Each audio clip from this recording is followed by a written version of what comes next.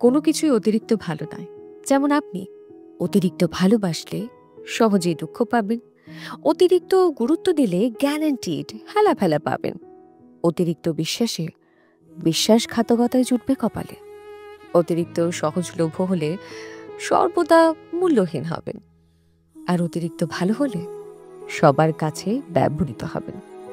অতিরিক্ত সহজ সরল হলে এই গোলকে আপনি একটার পর একটা ধাঁধা পাবেন।